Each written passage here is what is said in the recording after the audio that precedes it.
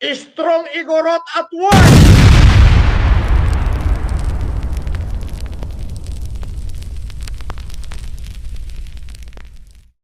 Gatas na gatas! Gatas na gatas!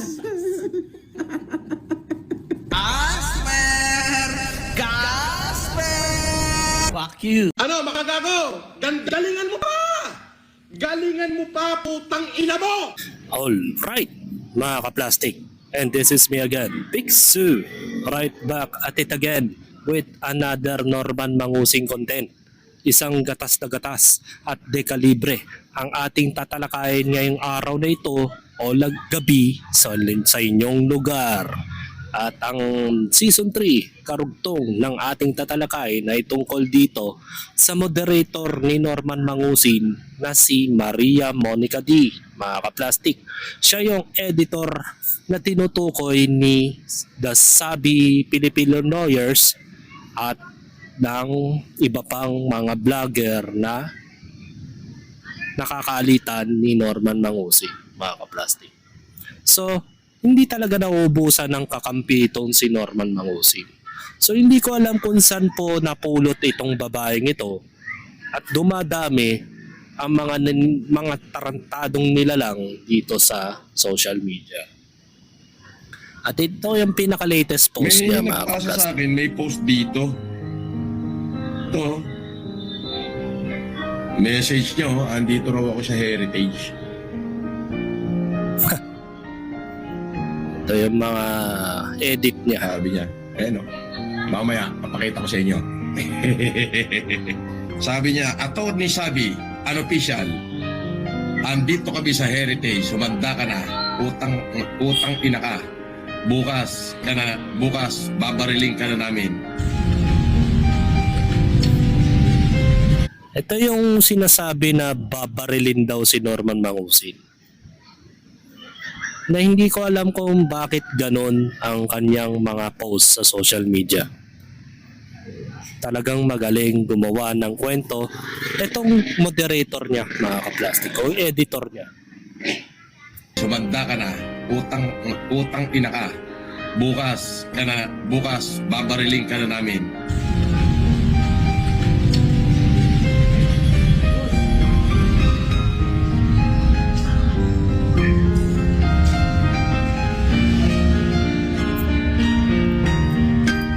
Malala.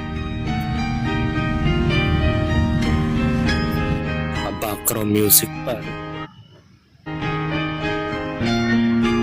Ito yung pino-point of view nila, mga ka-plastic. Sa post ni The Filipino Lawyers, ang sabi mga may mga opinion na mali. Tulad ng kasama ko daw yung lalaki. Hindi ang kilala yan. Ayan yung mga point of view nila. So, next video.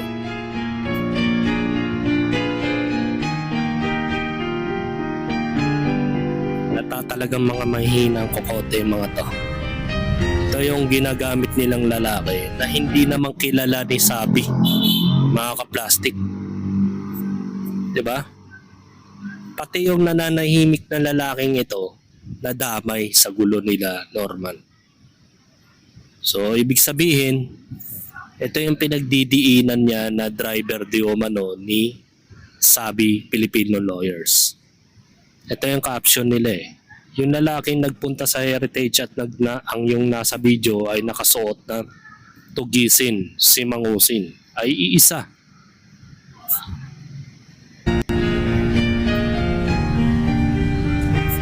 Nananahimik yung tao yan. Napagbintangan.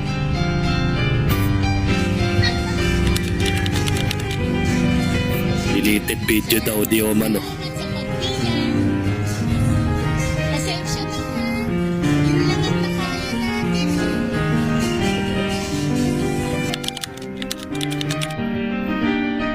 Anong napansin? Pasensya na. Yun lang ang nakaya natin.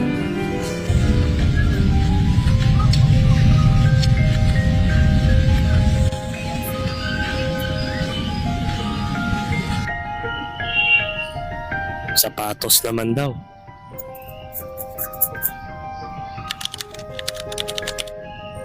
Tsinelas, sapatos yun.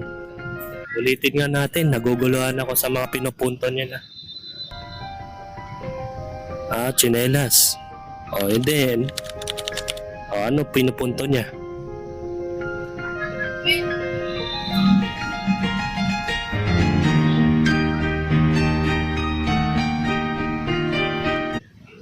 Yan, may mga opinion na mali tulad ng kasama ko daw yung lalaki, hindi ko kilala yan. Ayun pala yung pinopoint of view ng mga kaplastic. Na yung lalaking nasa video na may mataba at na naka-face mask ay kasama daw ni Sabi Filipino Lawyers daw yon, mga kaplastic.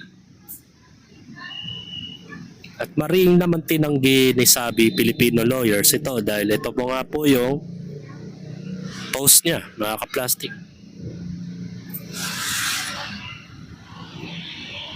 Huli ka daw, Belbon.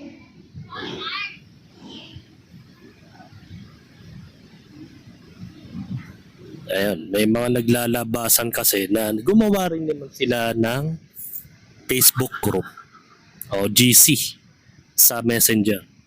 At maraming ni-remove si Marcos, ang peking Marcos na si Norman Mangusin na mga grupo o mga tinatawag ni Norman Mangusin na dummy account. Yan, sabi nga ni Yasmi Susa, galingan niyo pa king inang ina. Good luck sana, yumaman ka. Yan. Meron din nagsabi, ang tanong nga na naghamon ba yung pinost nyo na nagbanta ba sa reception? Barya, kinikita mo, pinapalamon mo sa anak mo galing pa sa scammer. Yan nga nakakalungkot eh. Kapag inimbestigahan niya ng NBI at lumabas sa investigasyon ng NBI na wala namang kinalaman yung taong yan, napakabigat na kaso yan para sa grupo ni Colaong. At especially kay Maria Monica D, mga kaplastic. Mabigat yung kasong posibleng kaharapin ng grupo ni Colaong kapag nademanda yung lalaki na naipunos at yung pamilya niya. Kulong na, bayad pa sila sa damages. Diba nananahimik yung lalaki doon, mga kaplastic. At pinagbintangan nila na heart killer daw di umano ni Sabi the Filipino Lawyers. Diba? Ayan, nandito na. May nagpasa sa Ito pa yun, yung mga pinupunto niya. Pakita pa natin.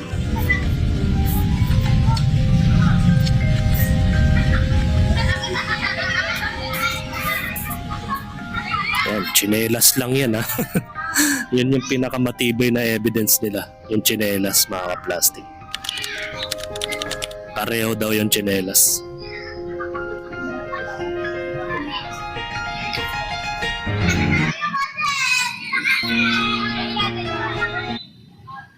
Ito, larawan ng tao na wala namang kinalaman.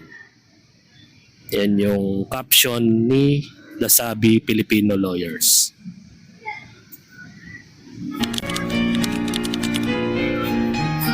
Deleted post daw ito, mga kaplastic. Deleted daw Pero tingnan natin kung deleted, mga kaplastic.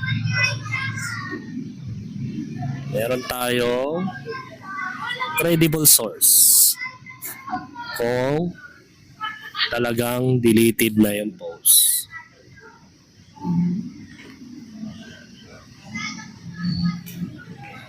Nagmumukha kasi siyang attorney ni Colaong. Itong si Maria Monica D. Yan.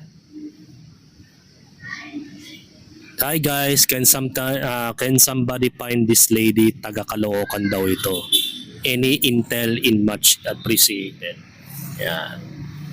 Gusto na malaman na Sabi Filipino Lawyers na taga-Caloocan tong babaeng ito na inuupahan.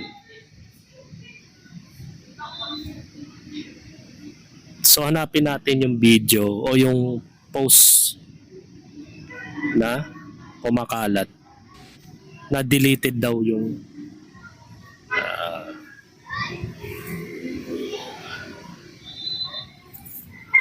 Meron pa nga nasabi dito eh. Magaling ang editor, Maria Monica D. Sa'yo na followers mukhang kailangan mo eh. Nasa 850 ka pa lang. Magaling na video editor yan. Kliyente niya si Norman Mangusin. Follow nyo po siya. Paki-share and like po. Mods, din po siya, din po yan. Baka need ninyo ng mods. Apakagaling yan. Pero tanong natin kung talaga na-delete yung post na yun. Dami kasi yung post ni Sabi.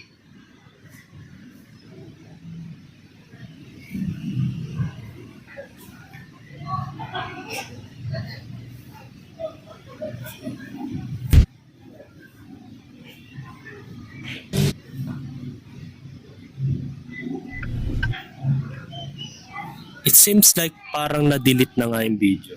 Ay yung mismong post na yun.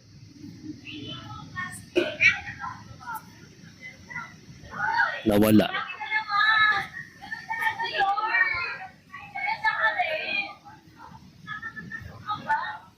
Nawala yung...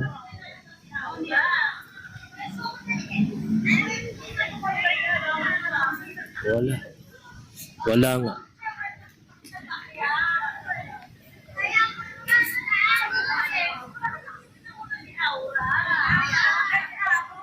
So, ibig sabihin, nawala nga po. Kung mabura man yun, sa kanya lang po yun, mga ka-plastic. Ito po yung kumakalat na GC mula sa Caliber GC, mga ka-plastic. Yeah. Source natin from Friendly Ghost, the Decalibre Group. Dito makikita ninyo yung kanilang mga conversation nila Maria Monica na editor niya at ni Norman Mangusin. Sa susunod, wag na mag-drop ng kung ano-ano. Mag-iinis talaga yan si boss. Ayan. Sabi ni Norman, tanggalin lahat ng fake account dito. Plastic. Minention si Maria Monica D. Admin kick muna. Inubos na niya lahat. Daming bashers, pwede na ata akong maging wala, Ayan. Daming ni-remove Tanggalin lahat ng fake account. Ito, may mga attendance check pa sila, mga ka-plastic. Ayan. May nag-message, gaguhan mo, panloloko mo sa tao. Pero lahat ng yon sasabihin mo hindi mo kilala. At gagawa mo pa ng kwento. Hindi ko alam kung bakit ang mga tao na sa paligid mo, paano mo nauto.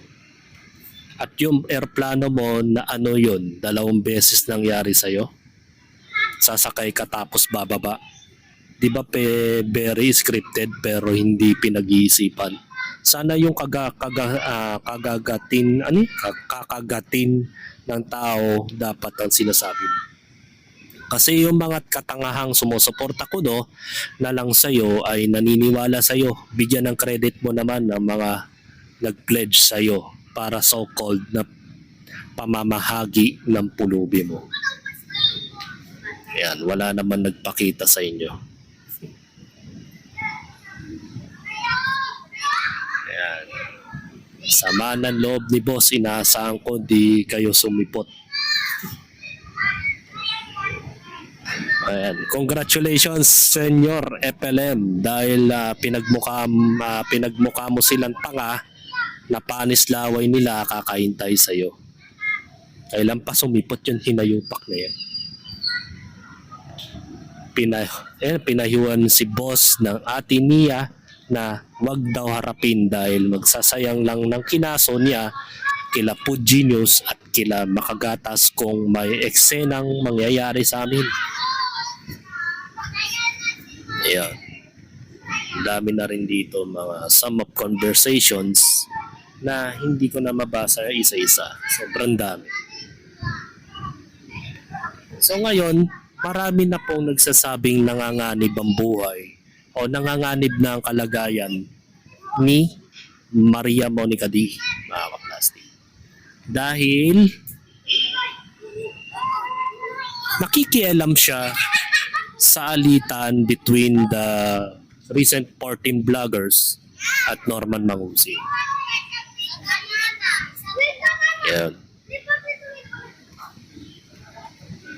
Nasaan na ba yun?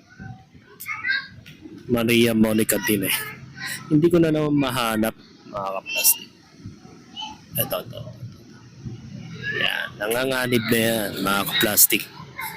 May posibilidad na mahoyo na rin tong taon to. Diba? Hindi niya pinag-iisipan na pwede rin siyang mademanda. Dahil gumagawa siya ng mga allegations sa lahat ng mga kaaway ni Norman. At ito, meron pa nga dito, youtube.com.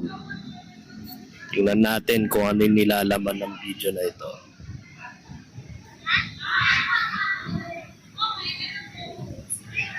Ay, mukhang property porn content.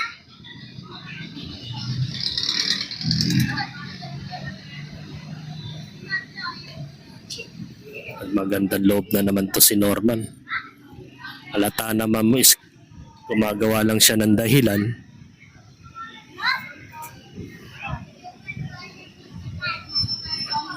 Ito yung content na kung saan ay akala niya aarestuin na si Norman. Kaya kabado na si Kupal.